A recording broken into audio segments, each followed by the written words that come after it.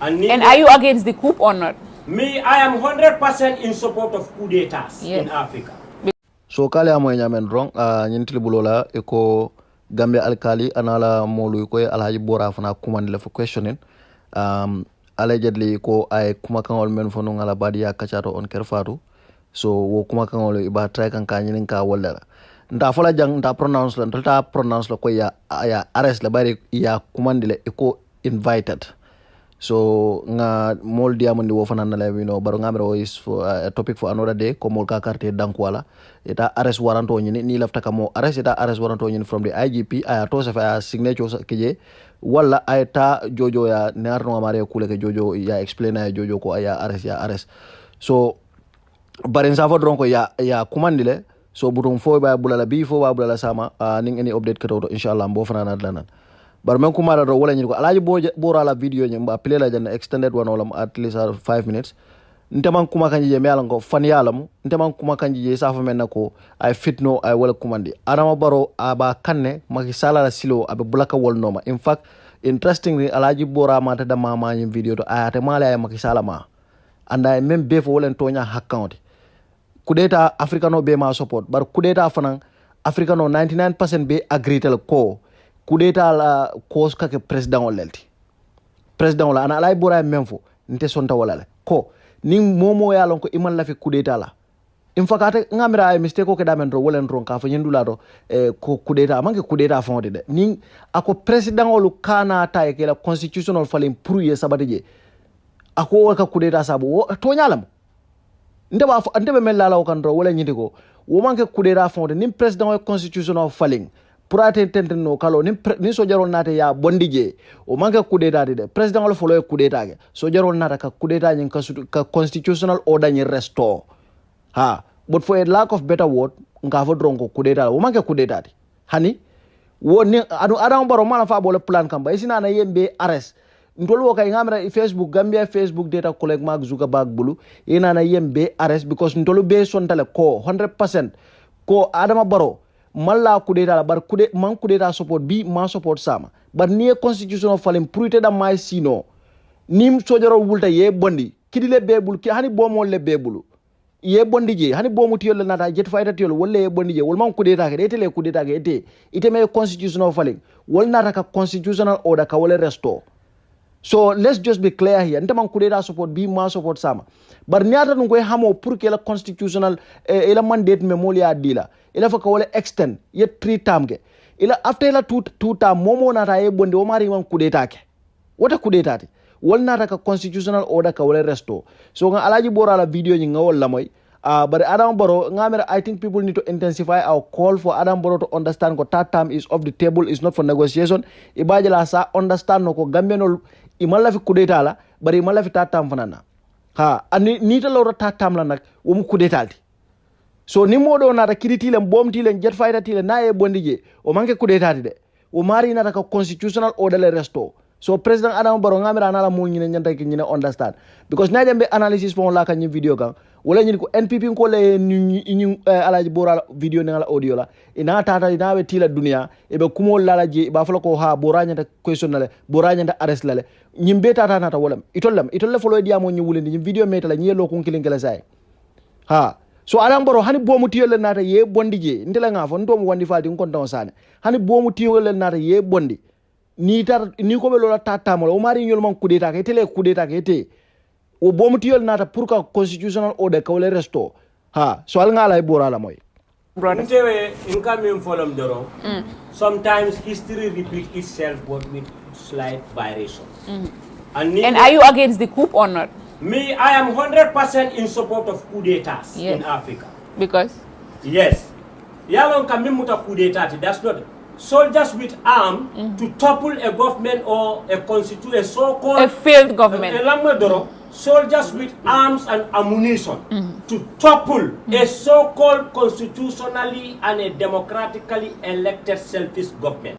You call them coup d'etats. That's not coup d'etat. You know what is coup d'etat? Coup d'etat is a French word, coup d'etat. But the English way you use to overthrow or to topple government. with different mechanism, with different means, with different ways, because there are many ways how to kill rats. Yes. I'm going to blame both English, Wolof, Mandinka, Jahas, Bahas, Yere, by Fall. Yes.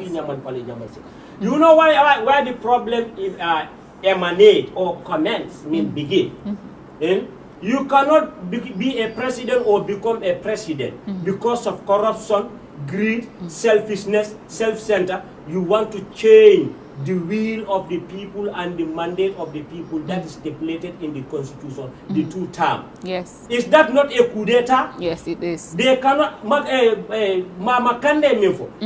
ECOWAS and AU and these so-called international bodies and communities put their house in order before they will blame the people in uniform. The problem of Africa is the intellectuals. Yes. The late O.J. Jallo, Almane Manin Kafarkel, Africa is facing many problems. The intellectuals and the uniformed men are the problem of Africa. Ni sojarol fane bankota na meta wolkota jila. They become tyranny, they become dictator, they become killers, they become criminal, they become terrorists. Now, when we go to civilian government, they started to loot. They started to do corruption. They started to do favoritism and nepotism. Now, why coup d'etats will not be in place? If you want to deviate yourself from coup d'etat, you want coup d'etats to agree to the terms, agree to the constitutional term. In Africa, we must face coup d'etats because why? The so-called civilian government and intellectuals, they always change the constitution to their interest. Yes. They change the constitution to favor them. Several why times, people will not do coup d'etat? Presidency is not something that belongs to no one's father or your mother. You don't inherit it from your family. I am coming to the case of Macky Sall. Macky Sall is having more than ECOWAS problem. Yes. Right now, Niger is not their problem. What Macky is facing, thousands of people in Senegal, they are dying in the street. Yes. What Macky Sall is doing in this country, this Senegal or Gambia, is hypocrisy. Yes. They even went to an extent to arrest the Senegalese that protest in the street against Macky Sall. Yes. In America, go to Manhattan, you go to Harlem, you go to Bronx, Senegalese, they protest against Macky Sall during the UN summit. You go to Paris, the tower there, people are protesting. Of recent, they are still protesting this over this. This is a shame on our IG. Yes. It's a big embarrassment on our head of state and IG. Now, where is the human right? The whole world, the whole international community, they are watching Gambians. You are arresting the Senegalese protesting against their president. You don't use fire to fight fire. Niger, Asim Koita is ready. Itu di mana ngani be kumandiro la mutole Itu Abdul Karim dari Misteri Muslim. Be bismillah la program. Sorry? Ko be bismillah la program. No. Okay, Bora continue.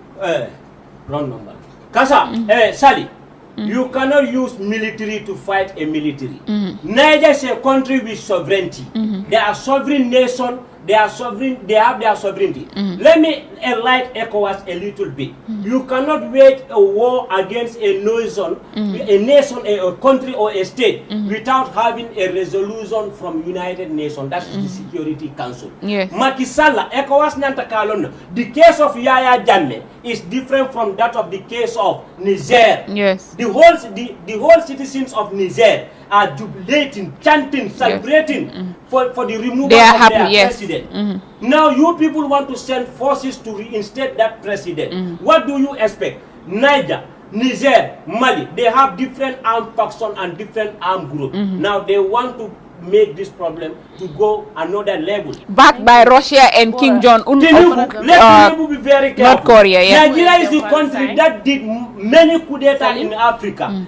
In the history, I think they have the Boko Harams to deal with. So yes, let them deal with their Boko definitely, Haram. and allow Niger. Dumbuya, my brother, I love that man. I love Asim Koita. I love Ibrahim Traoré. Yes. And I'm in support of these people. Even myself, I can even volunteer to go and take an arm. Yes, To me support, too. Show them you them to support Niger. I am Any in support. president you don't want to serve the interests of Thank your people, you. let the military come and kick you out. Yes, we will Thank you. pluck And you it's a like kind of coup d'etat. we will root you out. Thank you. Sali, Abarakabake. If you don't want coup d'etats to happen, don't change constitution. Yes, Satam People are Sujehe, dying with move. hunger. Sali, Abarakabake.